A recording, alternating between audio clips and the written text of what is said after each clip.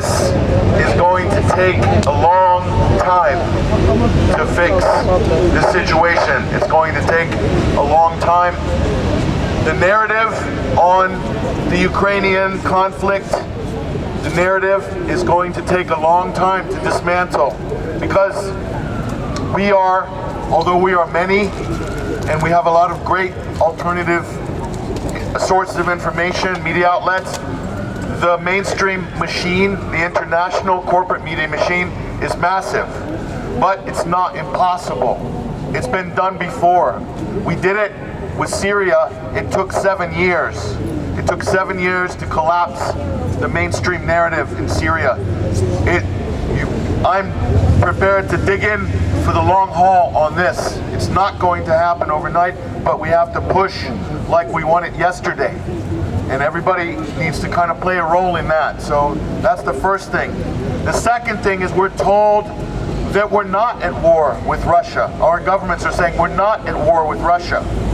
But every single action, every single policy says the opposite, that they are committed to war with Russia. If we weren't at war with Russia, why is Russian media banned in this country, in France, in Germany? You can't access it on the internet. It's been banned from ISPs. RT, you can't watch. You can watch it on a few video sharing platforms, but it's off. Everything else. Why is that a problem? Think about it. You have elected officials deciding on policy to do with this war, to do with NATO's incremental expansion. It is a proxy war. This is a perfect definition of a proxy war in history. There's never been a bigger, more well-funded proxy war than the one that we're seeing now. So we have elected officials that don't even know what the official Russian position is from their foreign minister, because Russian media is completely blacked out in Europe, in NATO member states. That's a problem. That means you can't have any diplomacy. They don't know their side of the position, and so how could you possibly chart a path forward? How can you prepare for any peace negotiations? That should be the dead giveaway. They don't want any peace negotiations. Not for until what? Until when? Nobody knows. Okay? The censorship is a big problem. It's a big, big problem. They don't trust that you can tell the difference between what's factual and what's not, and what's, quote, propaganda, or what's Russian disinformation. They don't trust the marketplace of ideas that we're told that is thriving in our democracies in the West, where we can, have debates and compare information. You're not allowed to have that. The government is stepping in to censor, to control speech, to throttle the ability for your posts on social media to promulgate based on what? An arbitrary standard that just because what you're saying, what fact you're putting out is somehow matching what Russian media is saying, therefore it's Russian disinformation, even though it's 100% factual. This is the type of thing that you would see in Soviet Russia back in the day. We have those policies now implemented in our governments in Europe. This is a problem.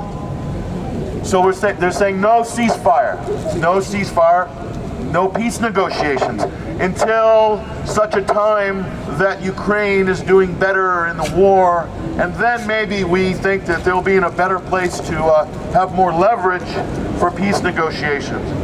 And I'm also told that until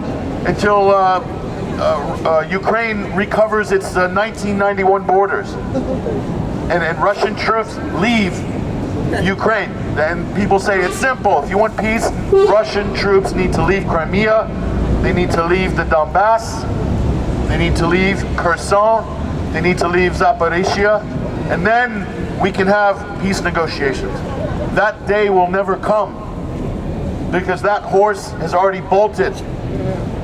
So I'm being realistic, we're being realistic about it, but the narrative coming from our political leaders is not realistic.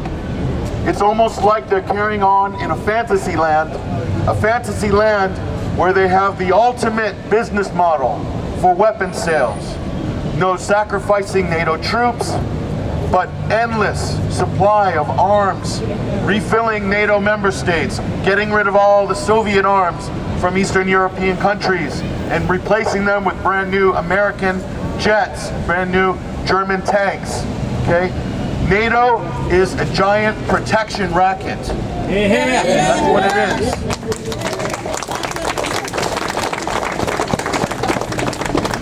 They're saying the United States and Britain are at the top of that protection racket. America, Britain is the brains, America is the muscle. They're partners. Just like a mafia, organized crime, cartel, this is how NATO is behaving behind the veneer of respectability in Brussels. They are operating like an international protection racket. Buy your weapons from us and we'll protect you. Don't trade with him, you can't buy from him, buy from them. No, buy from us. It's a little more expensive, but if you buy from us, we'll protect you. Is this not what's happening right now in Europe? This is exactly what's happening. So I can't emphasize the crass, the craven attitude, the immorality of saying, well, we'll keep supplying weapons as long as those brave Ukrainians want to fight. And who decides whether Ukraine still wants to fight? Is it the people of Ukraine? When is the election? We're told there are no more elections in Ukraine until further notice, until the war is over. So how long is this going to be? We're there to protect democracy in Ukraine, yet there's no democracy in Ukraine. The next election would be a referendum on this proxy war in Ukraine. And they're saying, yes, but the polling shows that overwhelmingly 66 or 68% of Ukrainians want to keep fighting the Russians. So we're making this decision based on polling? And who are they polling? People outside Ukraine or inside Ukraine? It's not 100% clear. Is this what we've come to? And we're running, pushing the world towards a third world war based on polling. In a country that is disintegrating as we speak. The longer this war goes on, the smaller Ukraine is going to become. They had a chance to negotiate a year and a half ago, and they were told no. They were cajoled out of that. Britain and the U.S. made sure that didn't happen.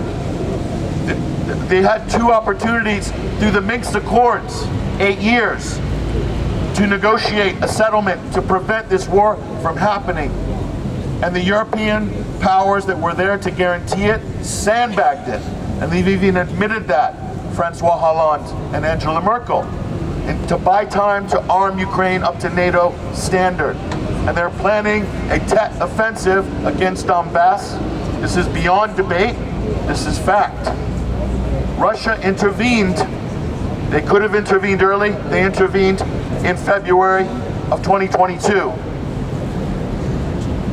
So they're saying that, this is a war of choice for Russia. This is Putin's war of choice.